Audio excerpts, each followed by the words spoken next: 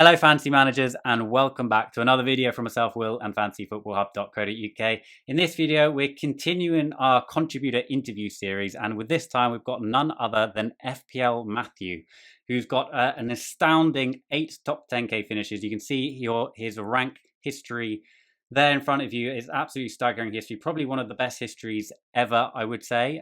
Welcome Matthew. Thank you very much, Will. This video is going to be all about how to get a top 10k finish. You've managed, I'm very proud of the fact I've got 6. I was pretty happy with that, but you've managed to get 8 top 10k finishes.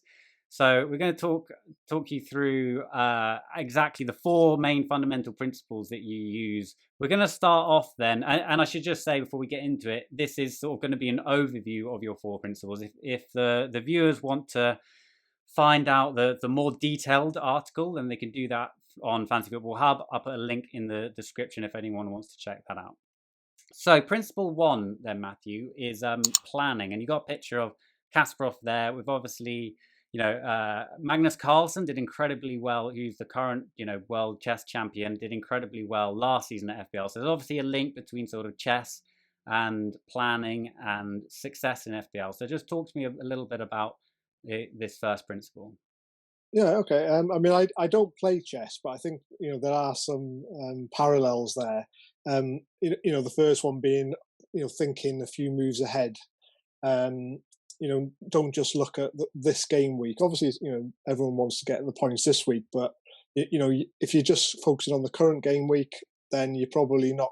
You're just sort of limiting yourself in that viewpoint. So I like to think probably 3, 4, even 6 weeks ahead. And then as part of that, sort of keep your options open.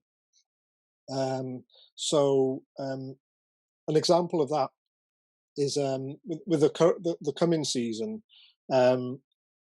Manchester City and Manchester United aren't playing in the first game week, so you may want to look at, well, I may want to get Bruno Fernandes, or I may want to get Martial, but could you sort of leave yourselves a few options? So maybe depending on who does well in the first week, you can switch out player A or player B to one of those two.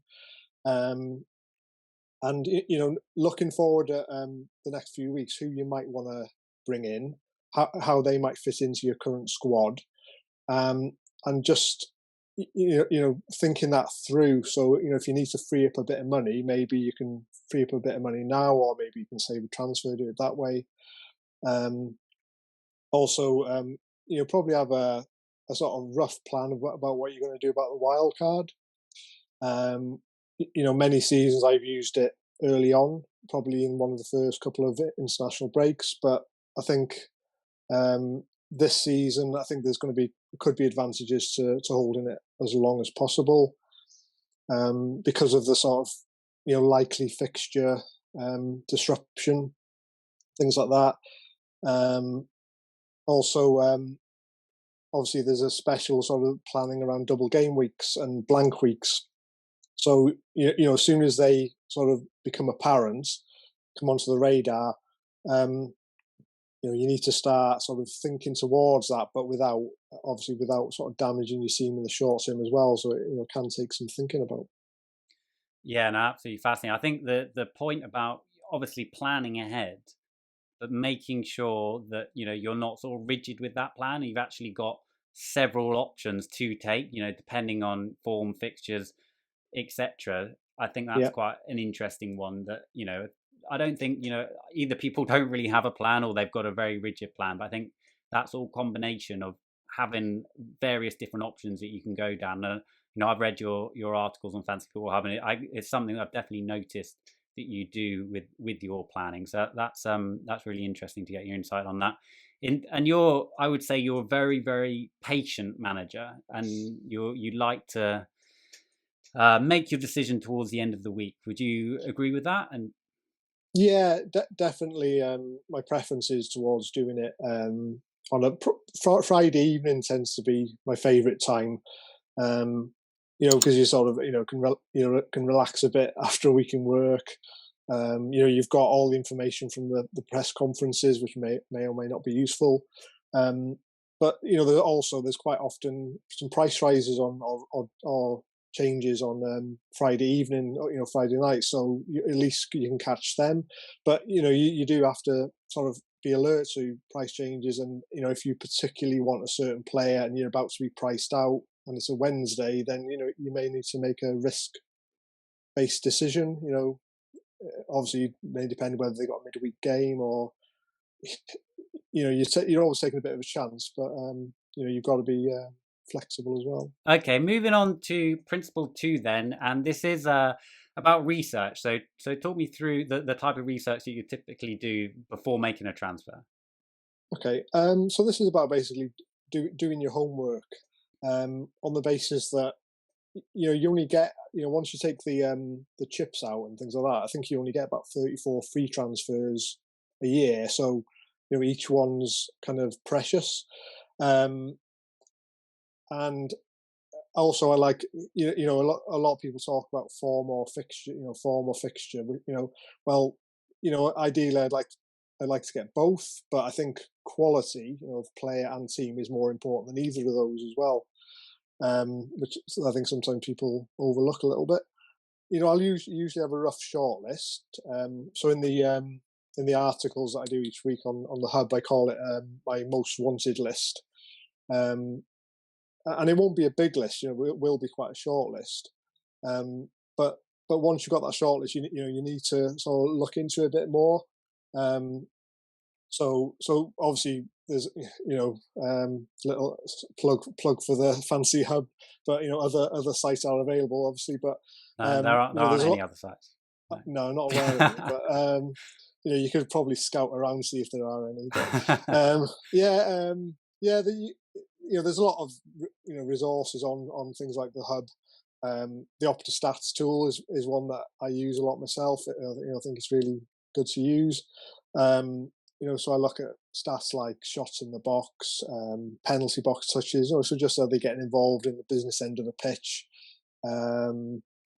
team attacking stats. You could look at the defensive stats of the team that they're playing. I've sort of warmed more to expected goals than I used to sort of not be that keen on it, but I think if you use it the right way, that can be quite useful. Again, that's on the OPTA Stats tool. But with that, you've got to really take into account, the quality of the player. So, a really good finisher, should match their expected stats, goal stats, whereas someone who's not a very good player probably won't, and you won't expect them to. So you need to look at it like that. Again, looking what other people are saying, articles or threads on Twitter and things like that, can be good. How much sort of, because obviously you do a lot of your own research, how much sort of weighting do you give to reading someone else's article, for example, or is it you do most of the legwork?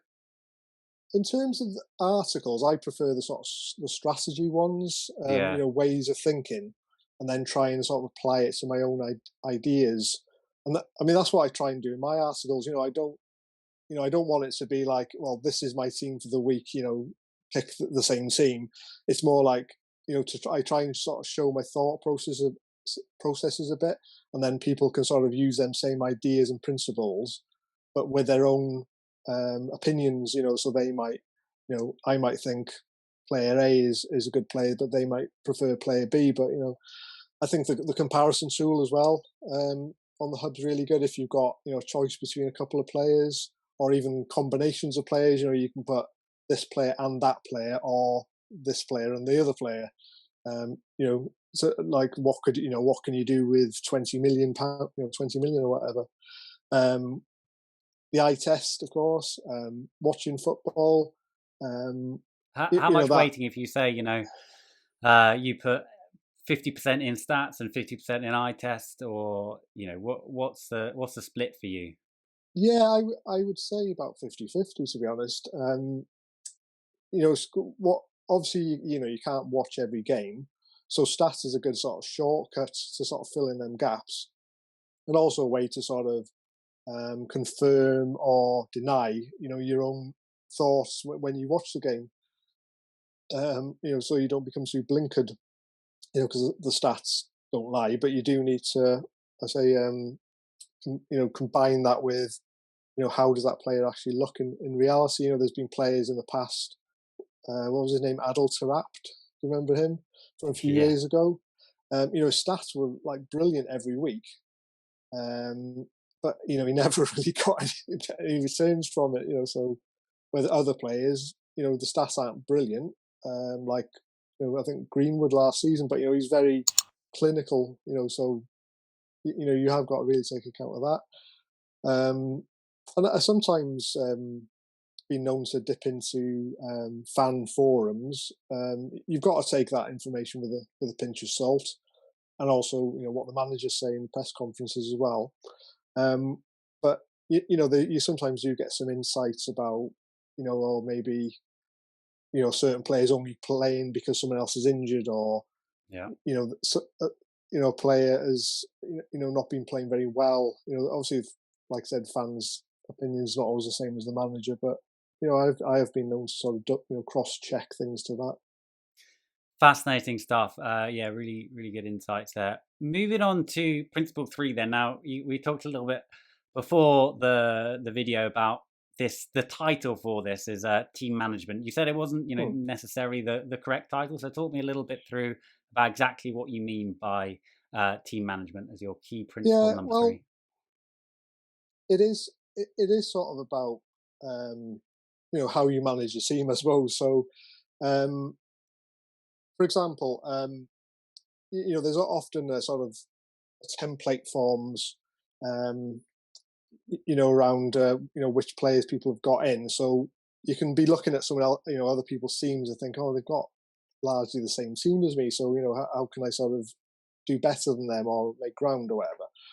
But I think there is one way of sort of playing the game is not trying to sort of chase differentials, but having template-ish team, because they're probably template for a reason, but managing the team better than others. So getting the players in at the right time, minimizing hits, because anyone can have the best team every week by taking a 12-16 point hit every week, but the skill is evolving your team and sort of continually improving your team. I think I call one section Kaizen, which is the Japanese word for continuous improvement. I think largely speaking, it's things that the Japanese manufacturers did, where they do, they made lots of small improvements, but over a length of time, it makes sort of almost a big improvement. So I like to try and it sounds obvious, but with each transfer move that you make, try and improve your team. Not just for the week coming, but in general. Yeah. So like one of my friends sort of said, "Oh, your team seems to get better and better as the season goes on." Well, that's by design. Not because if you spend all your transfers switching from one premium player to another, well, so the rest of your team, is going off form, getting dropped, getting injured. Then you're not going to do well. So your whole team or your whole squad needs to be contributing as well. Yeah, I think that's quite interesting. So there's quite a lot of talk and strategy this season in particular about particularly swapping around sort of premium assets. A lot of the midfielders, like the likes of Aubameyang, a lot of people are talking about switching him to De Bruyne in game week 3. I should say to the viewers that the team in front of us is not Matthew's team. It's actually one of my drafts I did in a previous video. You can go check that out if you want to. But Matthew will be revealing his team on Fantasy Football Hub for our members. So if you do want to check that out, make sure to do that on the Friday before the deadline. But as I was saying, there's a lot of talk about transferring out these big hitting assets. Certainly for the start of the season, I think it could be a theme going throughout the year. But you're talking here about sort of really trying to improve your weakest asset. So that's slightly different to this strategy potentially.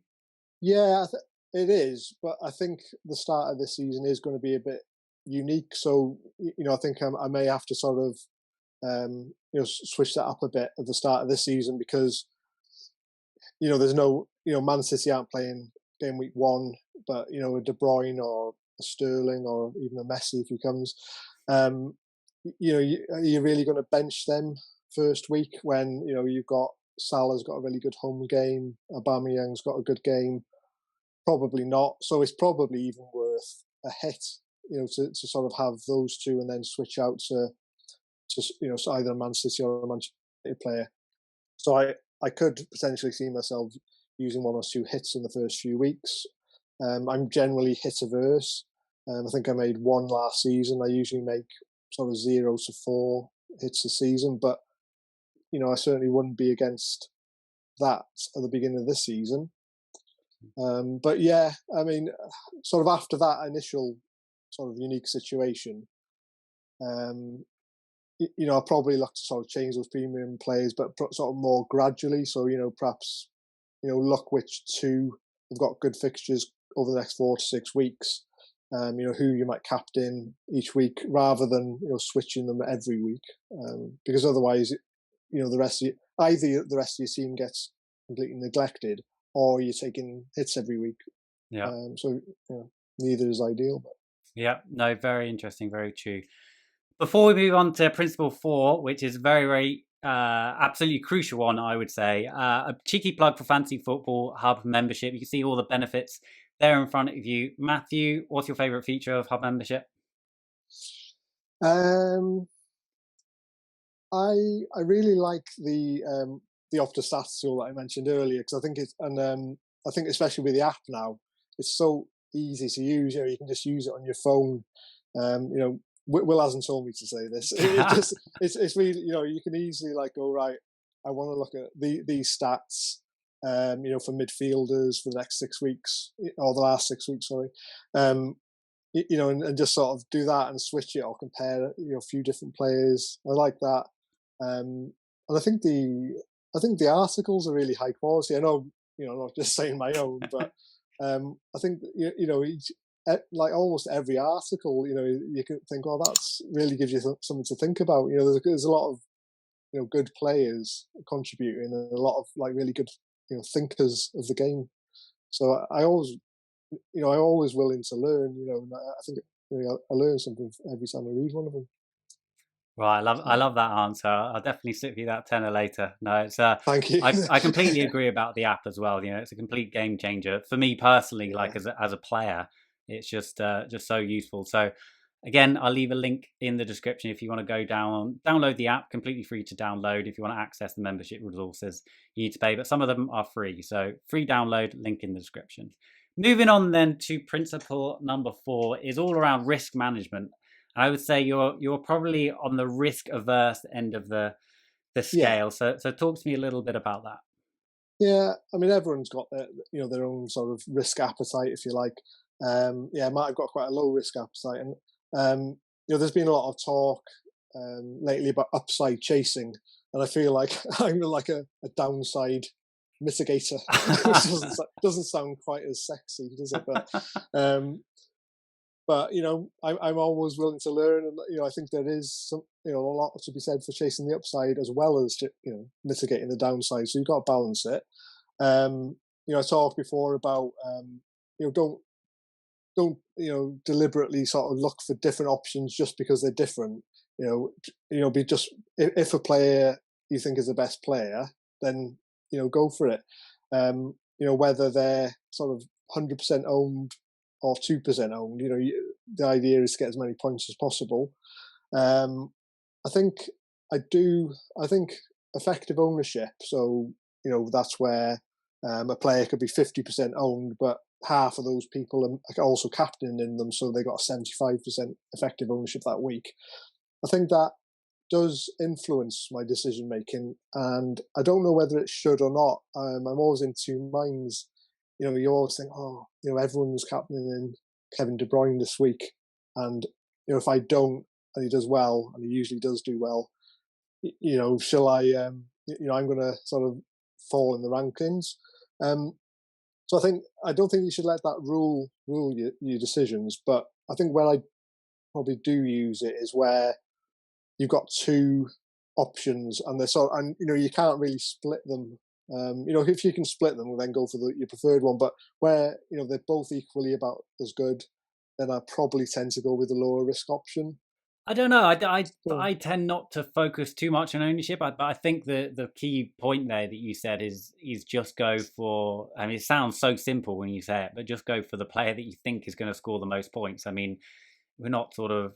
I don't. I think a lot of people sort of tend to overcomplicate things, don't they? And overthink things, especially people who are in this space like me and you, and are on Twitter and yeah, look at all these different options. So I think just focus on the player that you think is going to score most points.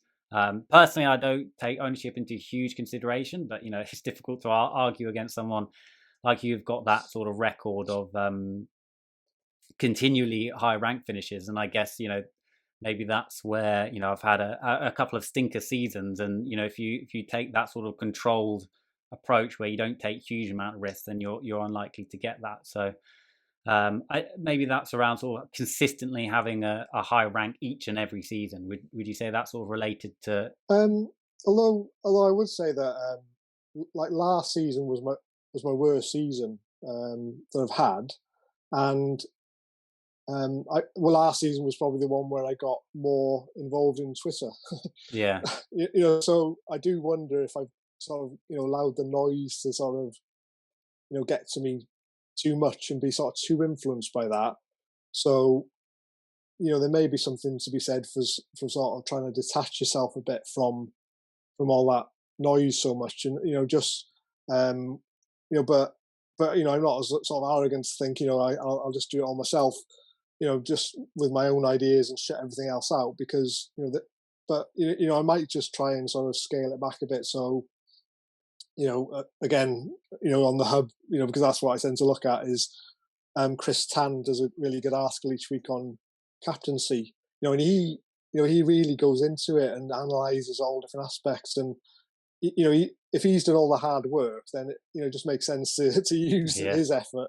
But maybe I'll in terms of captaincy, I'll sort of focus more on what he's looking at, and combine that with my own opinions and things I've seen.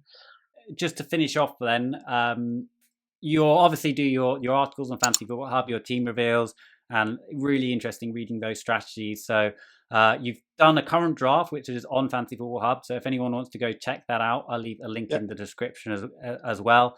You're obviously on Twitter at FPL Matthew. I think what I will start doing is like doing a bit more content on there as well, sort of complement the articles and things like that.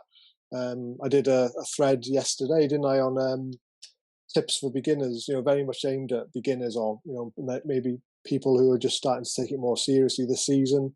It's just the basics, but they sound basic, but you see so many people going wrong on the basics, so maybe check that out as well. Definitely enjoyed that thread. Again, leave a link in the description to that thread if you want to go check it out. But thank you so much for being on, Matthew. Really, really great to get your insights. If you did enjoy this video, please do like, subscribe, comment, and all that good stuff. Leave a comment for Matthew below if you want him to answer a question. Maybe he'll pop on the comment section at some stage as well. Thank you so much for watching. Bye for now.